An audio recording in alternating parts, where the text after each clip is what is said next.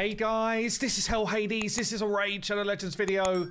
Okay guys, we've got a bunch of stuff just coming in. I thought I'd do a quick update video for you guys. We do have a quality of life change, which is quite interesting. I am like full on the grind here for Prohad because he's going to be an absolute beast. So I guess if you've been watching my videos around how to get stuff done, make sure that you're in the mix for him. We do have here, so some news about Platinum Arena. So for the high level plat players, this is quite interesting actually. It says here, we've received lots and lots of feedback regarding powerful clans teaming up against other players in the classic arena. So I guess there's probably some like specific people that you know, the top clans are targeting to make sure that they don't end up on top of the leaderboard. And by having a load of people target them, you know, it just basically forces them down right at the last minute, which is, I guess, is part of competition, but it's also pretty rough. So they're saying here, actually, they're introducing a change to the Platinum tier. And actually say, while this tactic is totally understandable, we want to ensure Platinum tier remains a fair and open challenge. Thus, Shadow Phase will be introduced in the next update. So what's Shadow Phase? It'll be activated on Monday for like the last 8 hours of an arena reset. All information about your opponents in the plat tier will be concealed for the duration of the Shadow Phase. No usernames, no clan tags to identify the owner of the team you're about to fight. This way, it will be up to your personal arena setup rather than the membership in specific clans. I kind of like this actually. There will still be, right, unless people change up their defenses and stuff like that, there'll still be communication with the top clans to say, this is the defense I'm going to set. I'd imagine anyway, I'd imagine you'd still see a reasonable amount of info, right? So I could see the level of awakening. I can see the blessings. I can see obviously the heroes.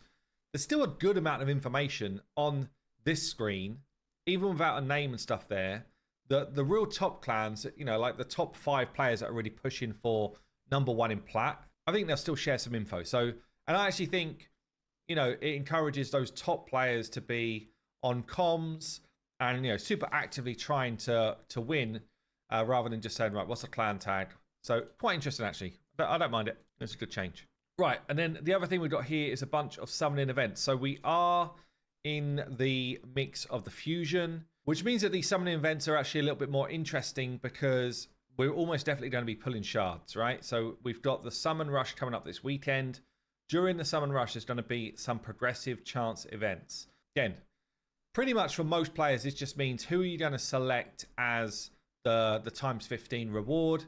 For some people that are pulling more shards than that or get luckier than that, they get more legendaries, then obviously it starts to make more and more impact. But I'd still say for the number of heroes or champs in this game now, progressive chance events are still just kind of like pretty underwhelming for most people.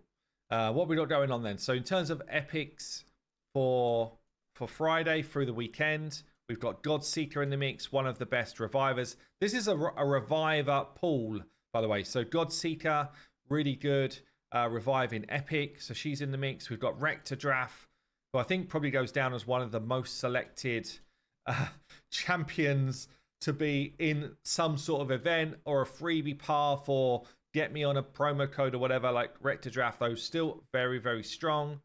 We've got Ugo, who is extremely strong as well. So really good reviver, really good Hydra champion, especially for progression. And then we've also got our boy here. What is he? Oh.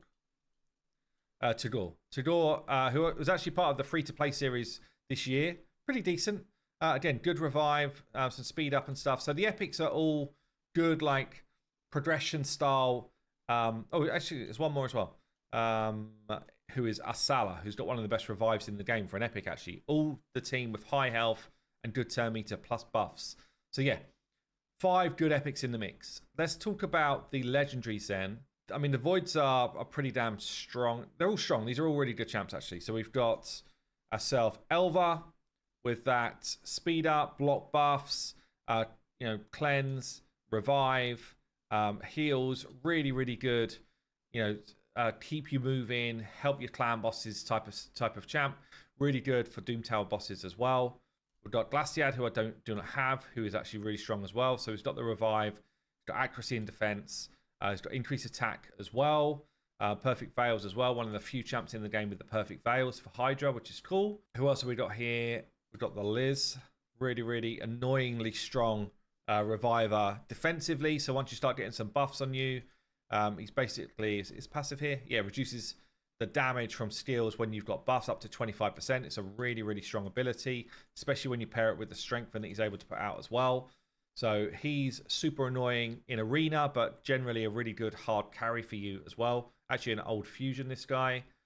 And then we've got the GOAT of revivers, Duchess. So we've got Duchess in the, I guess, non-void section. So for the voids, I guess I'll start with the one which is the weakest of the lots, in my opinion, which is Raka Veiltide. Still strong though. Still got full revive with HP turn meter, block debuffs. Really good. She's got increased attack as well and some shielding. She's got a passive here to give you turn meter feel. She's actually very good, in fairness. And she's the weakest of the lot. We've also got, you know, I guess one of the best long-term champs in the game. Someone who's just like stood up to the test of time, even with all the power creep that's happened in the game. Got block debuffs, increased defense, increased speed, turn meter feel, the revive with buffs when you pick them up, the irresistible sleep on the A1, healing as well, like tons going on in her kit, really strong. And then actually one of my favorite kind of more recent pulls that I got, Senna Amberheart.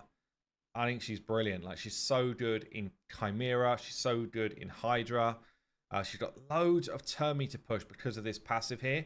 So whenever a heal pops off, 5 meter turn meter push, she's putting out those heals herself. She's putting out more heals on the A2, plus increased speed, plus turn meter. And then she's got the revive as well. So really, really strong speed in all battles. So yeah, that's going to be going on over the weekend, which does mean that, you know, if we're pulling shards anyway to get the fusion done, at least there's some really good champs behind those shards. Anyway, that's going to be it from me. I've been Hell Hades. I'll see you soon.